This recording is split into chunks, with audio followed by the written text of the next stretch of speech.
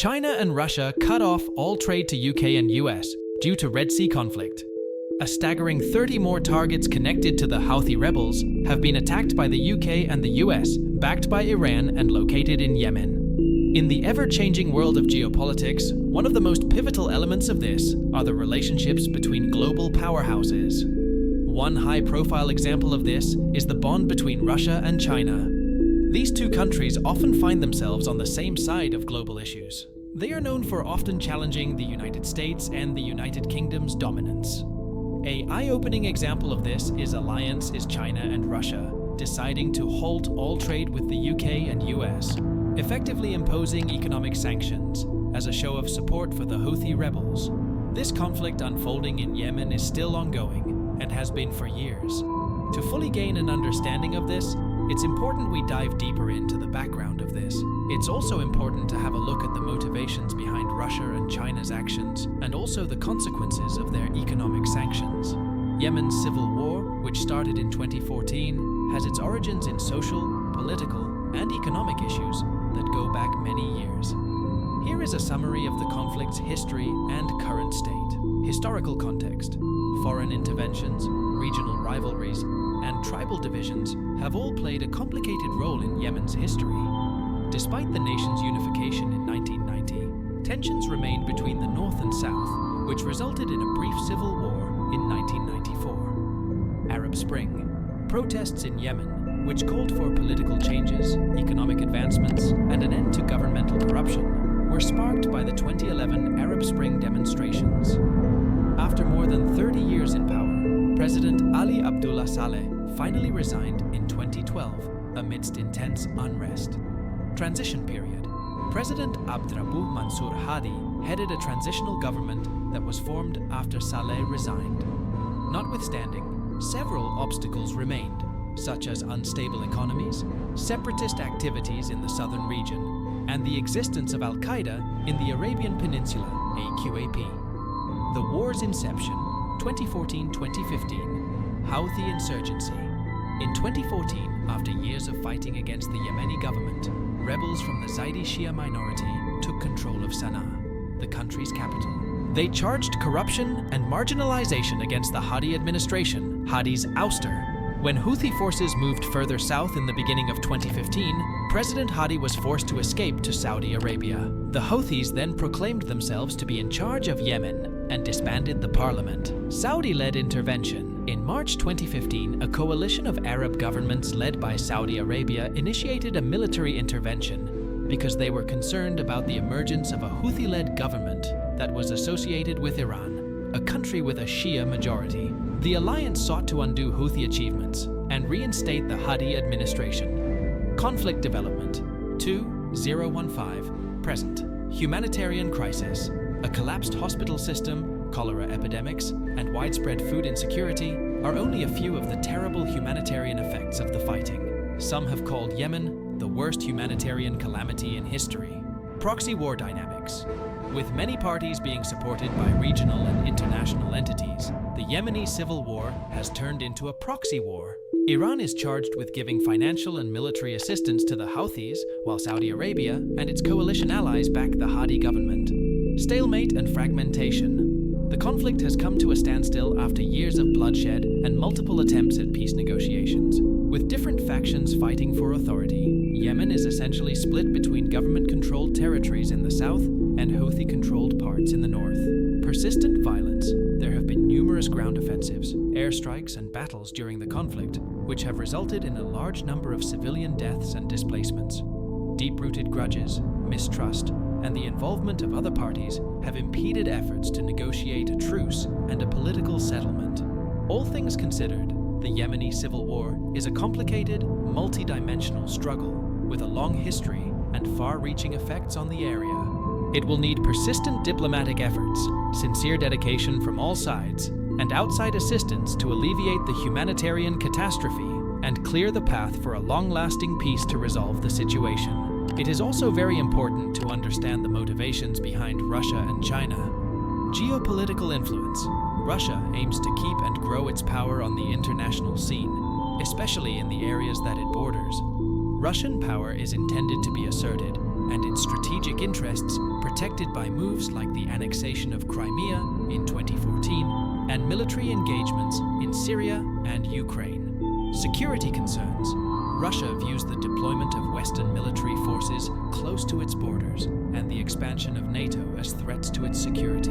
Consequently, it conducts military drills and strengthens its defenses in an effort to thwart what it perceives as an intrusion into its area of influence.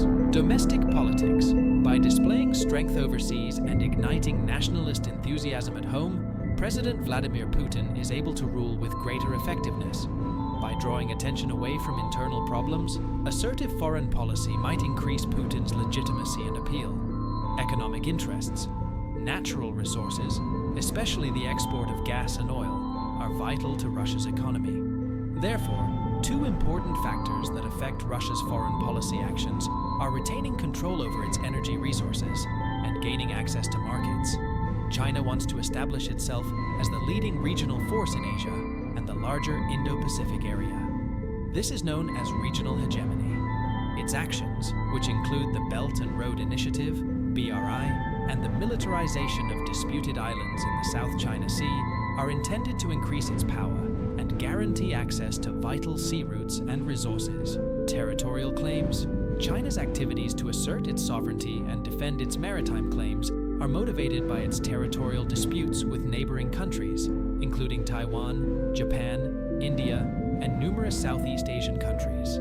Historical grudges and geopolitical concerns are frequently the driving forces behind these conflicts. Economic growth. China's ambitions to be the world's economic leader have been bolstered by its recent, swift economic growth. China benefits economically from initiatives like the Belt and Road Initiative, BRI, which aims to improve connectivity and create infrastructure throughout Asia, Africa, and Europe. These initiatives facilitate investment and trade. Internal stability. Preserving power and preserving internal stability are top priorities for the Chinese Communist Party, CCP. To maintain the party's legitimacy and stifle criticism, nationalist enthusiasm and a feeling of renewal, which are frequently fed by stories about China's past grandeur and renaissance, are tightly controlled. Energy security. China's economy is largely dependent on imported energy resources, much as Russia's. China's foreign policy decisions are heavily influenced by the need to diversify its energy sources and secure access to energy supplies. In general, a mix of geopolitical, security, economic, and domestic reasons influence what China and Russia do. Comprehending these underlying motives is crucial to grasping their foreign policy strategies and worldwide contexts. Economic sanctions on China and Russia would have serious repercussions on a national and worldwide level. The following are some possible results of these sanctions. Ramifications for Russia: economic downturn. A significant amount of Russia's income comes from the sale of gas and oil. Economic sanctions against these industries would probably cause the Russian economy to contract, which would have an impact on GDP growth, employment rates, and living standards. Currency depreciation. As investors lose faith in the economy, sanctions may cause the Russian ruble to weaken. For Russian citizens, this might mean more inflation and lower purchasing power. Sanctions may cause Russia to become isolated from international financial markets, which would make it more challenging for Russian companies to get foreign funding and technology. Long term, this might impede economic growth and innovation. Political repercussions. Economic sanctions may increase popular unhappiness and dissatisfaction with the government, which could jeopardize the legitimacy of the current administration. They might, nevertheless, also bolster nationalist beliefs and mobilize support for the administration in the face of outside opposition. Transition to alternative markets. Russia can try to deepen its economic relations with other nations, especially those in Asia and the Middle East, in reaction to the sanctions. This might cause Russia's investment and commercial flows to shift away from its established Western allies.